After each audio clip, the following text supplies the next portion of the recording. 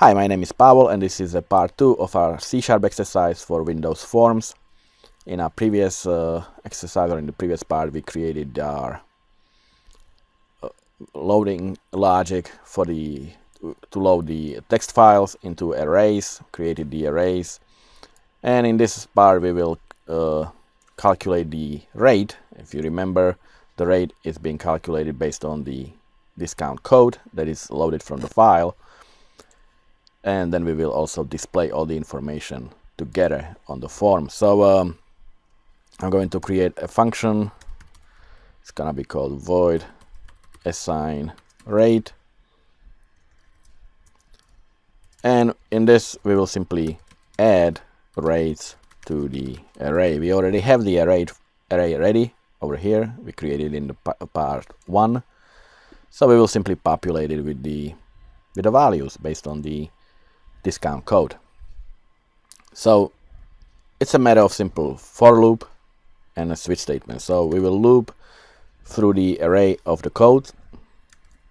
So for integer I equals 0, I is less than, we are looping through code. That length depends on how many elements there are in the code array, and I plus plus. Now let's create a variable called, it's going to be a string called selected code, and that will select the current code or the current element within the for loop from the code array. So it will simply equal to the this code, the element of I, or the index of I. So if you remember from the previous part, code A has a rate 0.03, F 0.05, and so forth. So all we have to do is create a switch statement that checks whether the value of the code is A or F or S or X. So because those are the only 4 valid codes in our case. So we will do a switch, and we will do the selected code, and we will simply do, oops, too many brackets. In our case, if the code is A,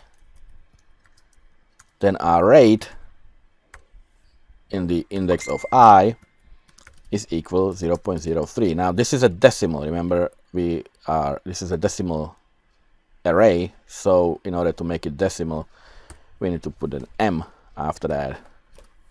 So adding M as this is a decimal, and we can break out.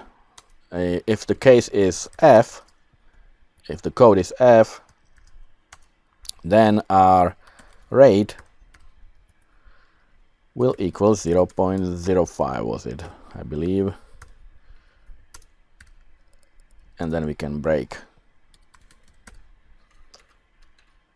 Let me see, 0.05, then 0.1 and 0.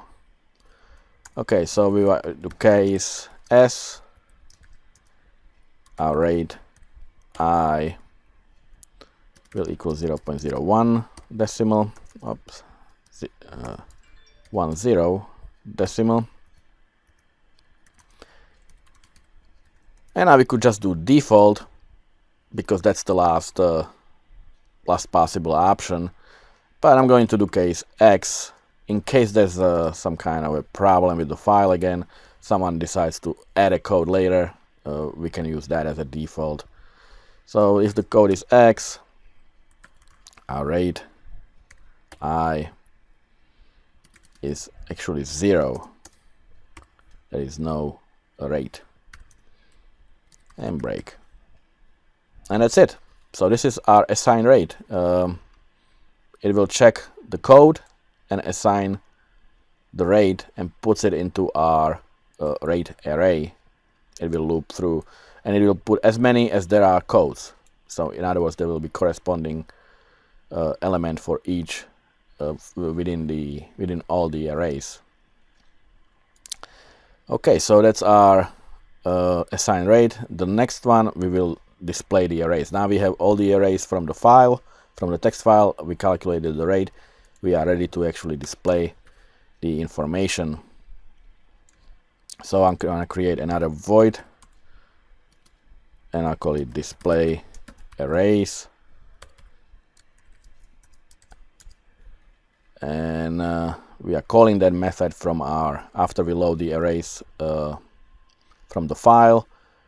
We'll assign the rate, and after that we are ready to display the whole thing. So first thing, I'm gonna clear the text boxes. I mean, these are list boxes. Well, really all the elements on the form, so I don't get double information. So list box ID items dot clear, list box code dot items dot clear. The next one, list box name dot items dot clear, and finally we will clear the rates items dot clear. So now we load each array into appropriate text list box. Remember, ID has its own list box, the name has its own list box, so we have to load them into the correct ones.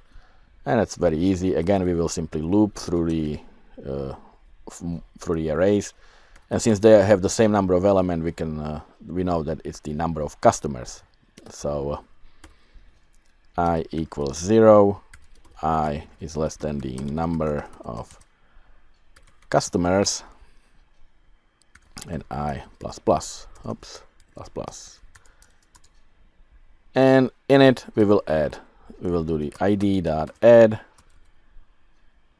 it's items dot add,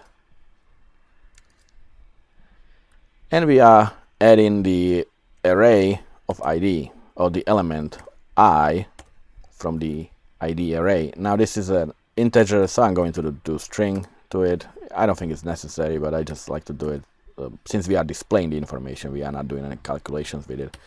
I'll just use it as a string. So list name dot items dot add. This is just a string, so we are name I. So we are displaying the I element of the name array. We will do the same with the code. Items dot add. Code is a string as well, so we can just do that. And finally the rate. The rate is a decimal, so I'm going to convert that to a string.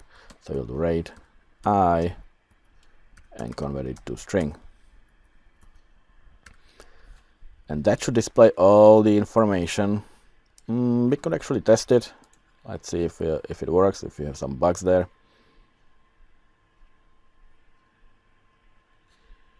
Well, it loaded, so if I click load arrays, and you can see that they are loaded. So let's check if they are corresponding. So Johnson has 3030 code and F has a rate of 0.05, so that's correct. Let's do the last one. Jones is 5050, S is the code, and 0.1 is the rate. Okay, so we have our arrays working, and it loads the text file, it assigns the appropriate rate, and displays the information. And in our next video we will do the sort ID and sort by name functionality. So stick around, and I'll see you in part 3. Take care.